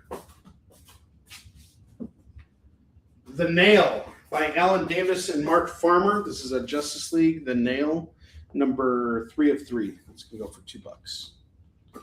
All right, I'm going to go over the bottom row one more time, as well as our FOMO books and our other death-defying runs.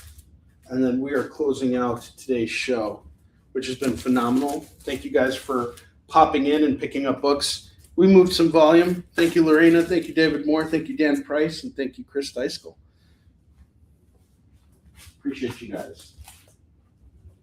And thank you all, you amazing backers, for jumping on the Eastern Chin campaign, because we're getting closer and closer to being fully funded.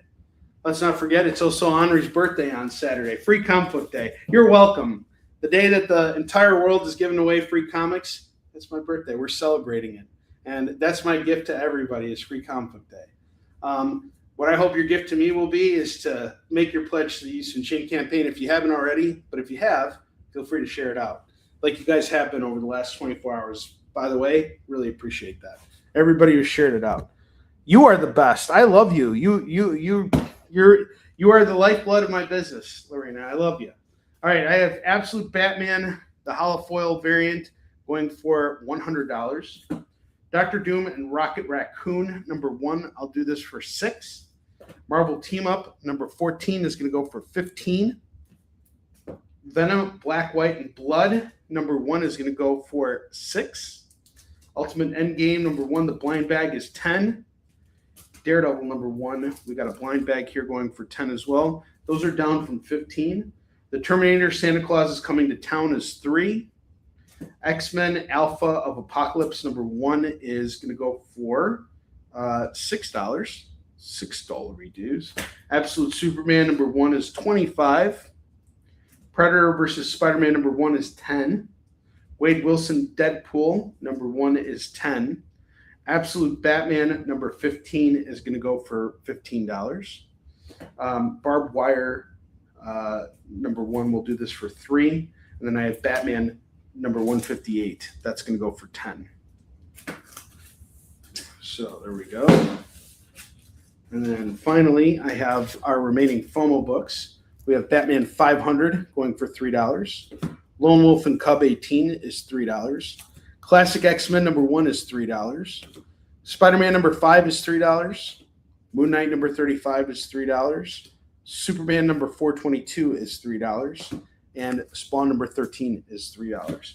You will see these books on Tuesday night, when I will be back on the on my channel in the evening at 7 p.m. Pacific, 8 p.m. Mountain Time, 9 p.m. Central, 10 p.m. Eastern. Don't forget to tune in tomorrow afternoon for Onrie's comic mukbang reviews. We are going live at the same time we went live today, 11 a.m. Pacific, 12 p.m. Mountain, 1 p.m. Central, 2 p.m. Eastern. I have picked up this week's books. I am currently in the process of reading all of them. And once I read them all, I'm going to review them, and we'll be on the show together, and we'll hang out and give you honest reviews. Not going to tear things apart. I really was kind of cruel right now in retrospect towards Saladin Ahmed's runs on Daredevil and Wolverine. I don't like to be that cruel, but I'm just giving you guys my honest feedback. That's how I feel. I don't want to lie. All right. Deadpool, Wolverine, World War III. We got 1, 2, and 3. This is going to go for $20. And then I have Legends of the Dark Knight Engines, which is a 2-part series. This is number 74 and 75. It's by Ted McKeever, and it's going to go for $6 on this. All right. So do we have any spins on the wheel? 12, 14, 16, 20. No spins on the wheel today, unfortunately, but you guys have given me the opportunity to have a budget for Free Comic Book Day. If you guys want to hit me up later on, you're more than welcome to do so. I will be around. You guys can ask me if you're looking for any books, and I will set them aside for you. Until then, have a wonderful rest of your day, and I will see you guys tomorrow afternoon, 11 a.m. Pacific, 12 p.m. Mountain, 1 p.m. Central, 2 p.m. Eastern. We'll be doing another sales show next Tuesday night at 7 p.m. Pacific, 8 p.m. Mountain Time, 9 p.m. Central, 10 p.m. Eastern. If you have claimed books from me this week, actually, hold on a second. Next week, we are not doing a sales show on Tuesday. We are doing the closeout of the Isu Shin campaign. So there will only be one sales show next week. I have not determined when it will be yet. But anyway, I will see you guys tomorrow for the mukbang reviews, and we'll figure out next week soon. Invoices will go out over the weekend, and there we go. Thank you all for tuning in. Have a great rest of your day, and I'll see you tomorrow. Love you guys. Take care.